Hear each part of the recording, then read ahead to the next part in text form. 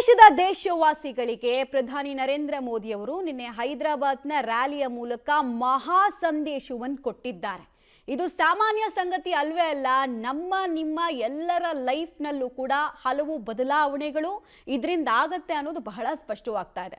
ಹಾಗಾದ್ರೆ ನಿನ್ನೆಯ ಸಂದೇಶ ಏನು, ಇದರಿಂದ ನಮ್ಮ ಮೇಲಾಗುವಂತಹ ಇಂಪ್ಯಾಕ್ಟ್ ಏನು, ಏನೇನು ಸಂದೇಶವನ್ನು ಕೊಟ್ಟರು, ಅವರು ಯಾವ ಉದ್ದೇಶವನ್ನು ಇಟ್ಕೊಂಡು ಕೊಟ್ಟರು, ಆ ಸಂದೇಶ ಕೊಟ್ಟಿದ್ದು ಆನ್ ಟೈಮಾ ಅಥವಾ ಚೂರ್ ತಡ ಆಯ್ತಾ, ಅಥವಾ ಇಲ್ಲ ಕರೆಕ್ಟಾಗಿ ಕೊಡಬೇಕಾದ ಸಂದರ್ಭದಲ್ಲೇ ಕೊಟ್ಟರು ಅಂತ ಹೇಳಲಾಗುತ್ತಾ? ರೈತಾಪಿ ವರ್ಗ, ಫೈನಾನ್ಸ್ ಬಗ್ಗೆ ಯೋಚನೆ ಮಾಡುವಂತಹ ಮನೆಯವರು, ಪೆಟ್ರೋಲ್ ಡೀಸೆಲ್ ಉಪಯೋಗಿಸೋರು, ಚಿನ್ನ ಖರೀದಿ ಮಾಡೋರು ಎಲ್ಲರೂ ನೋಡಬೇಕಾಗಿರುವ ಸುದ್ದಿ ಇದು. ಭಾರತದ ಮೇಲೆ ಮಧ್ಯಪ್ರಾಚ್ಯದ ಯುದ್ಧದ ಎಫೆಕ್ಟ್ ಈಗ ಹೇಗೆ ತಟ್ಟಿದೆ ಅನ್ನೋದು ನಿಮಗೆಲ್ಲ ಗೊತ್ತೇ ಇದೆ. ಕೊಲ್ಲಿ ಹೊಡೆತದ ಪರಿಣಾಮದ ಮಧ್ಯೆ ಮೋದಿ ಸಲಹೆಯನ್ನ ಕೊಟ್ಟಿದ್ದಾರೆ.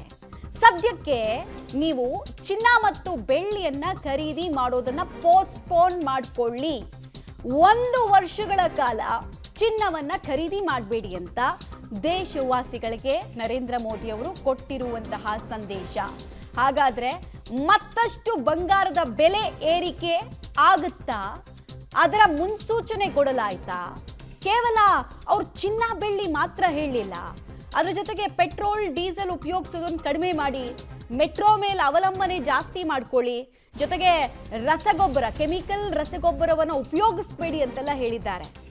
ಮುಂಗಾರು ಮಳೆ ಸ್ಟಾರ್ಟ್ ಆಗೋದಕ್ಕೆ ಇನ್ನು 10 ರಿಂದ 20 ದಿನ ಇದೆ. ರೈತಾಪಿ ವರ್ಗ ದೊಡ್ಡ ಮಟ್ಟದಲ್ಲೇ ಈ ಕೆಮಿಕಲ್ ಫರ್ಟಿಲೈಸರ್ಸ್ಗಳನ್ನ ತಮ್ಮ ಬೆಳೆಗಳಿಗೆ ಅಂತ ಹಾಕ್ತಾರೆ, ಸಾವಯವನೂ ಹಾಕ್ತಾರೆ, ಬಟ್ ಕೆಮಿಕಲ್ ಫರ್ಟಿಲೈಸರ್ ಮೇಲಿನ ಅವಲಂಬನೆ ಜಾಸ್ತಿ, ಅದು ವಿದೇಶದಿಂದ ಬರಬೇಕು ನಮಗೆ. ಈಗ ಏನು ಕತೆ ಅನ್ನೋದು ಪ್ರಶ್ನೆ. ಆಮೇಲೆ ನಮಗೆಲ್ಲ ಒಂದು ವಿಚಾರ ಗೊತ್ತೇ ಇದೆ, ಭಾರತದಲ್ಲಿ ಚಿನ್ನ ಅನ್ನೋದಿದೆಯಲ್ಲ, ಅದು ಕೊಡುವಷ್ಟು ಸುರಕ್ಷಿತ ಭಾವನೆ ನಮಗೆ ಬೇರೆ ಯಾವ ಹಣ ಇರಬಹುದು ಅಥವಾ ಸ್ಟಾಕ್ಸ್ ಇರ್ಬೋದು, ಯಾವುದೂ ಕೊಡಲ್ಲ ಅನ್ನೋದು ಪರಂಪರಾಗತವಾಗಿ ನಂಬಿಕೊಂಡು ಬಂದಿರುವಂತಹ ವಿಚಾರ. ಚಿನ್ನ ಅನ್ನೋ ವಿಚಾರ ಇದೆಯಲ್ಲ, ಅದು ಸಾಂಸ್ಕೃತಿಕ ಗುರುತು ಕೂಡ ಭಾರತೀಯರಿಗೆ ಹೌದು. ಸೊ ಅಂಥ ಚಿನ್ನವನ್ನು ಬಿಟ್ಟು ಆ ಮೋಹವನ್ನು 1 ವರ್ಷಗಳ ಕಾಲ ತಡ್ಕೊಳ್ಳೋಕ್ಕಾಗತ್ತಾ? ಮೋದಿ ಅವರು ರಿಕ್ವೆಸ್ಟ್ ಮಾಡಿಕೊಂಡ್ರು, ಬಟ್ ಆ ರಿಕ್ವೆಸ್ಟಿಗೆ ಜನ ಎಷ್ಟರ ಮಟ್ಟಿಗೆ ಹ್ಞೂ ಅಂತಾರೆ ಅನ್ನೋದನ್ನು ನೋಡಬೇಕು, ಆ ಮನಸ್ಥಿತಿ ಇದೆಯಾ ಅನ್ನೋದನ್ನು ನೋಡಬೇಕು. ಮತ್ತು ಇನ್ನೂ ಕೆಲ ಇಂಪಾರ್ಟೆಂಟ್ ವಿಚಾರಗಳನ್ನು ಹೇಳಿದ್ರು ಅವರು. ವಿದೇಶಿ ಪ್ರವಾಸವನ್ನು ಮಾಡಬೇಡಿ ಸಾಧ್ಯ ಆದಷ್ಟು ಅಂತ, ಏನನ್ನ ಇಟ್ಕೊಂಡು ಹೇಳಿದ್ರು. ಆಮೇಲೆ ಪೆಟ್ರೋಲ್ ಡೀಸೆಲ್ ಡೊಮೆಸ್ಟಿಕ್ ಗ್ಯಾಸ್ ಸಿಲಿಂಡರ್ಗಳ ಬೆಲೆ ಕೂಡ ಏರಿಕೆ ಆಗುತ್ತಾ, ಅದರ ಸುಳಿವನ್ನು ಕೂಡ ಬಿಟ್ಕೊಟ್ರಾ?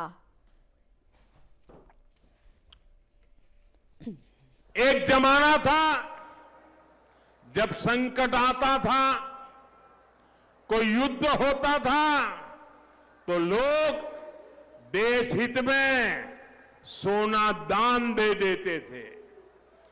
आज दान की जरूरत नहीं है, लेकिन देश हित में हमको ये तय करना पड़ेगा कि साल भर तक घर में कोई भी फंक्शन हो, कोई भी कार्यक्रम हो, हम सोने के गहने नहीं खरीदेंगे, सोना नहीं खरीदेंगे.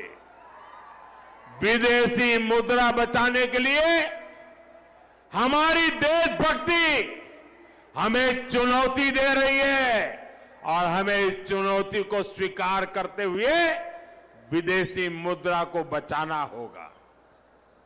साथियों,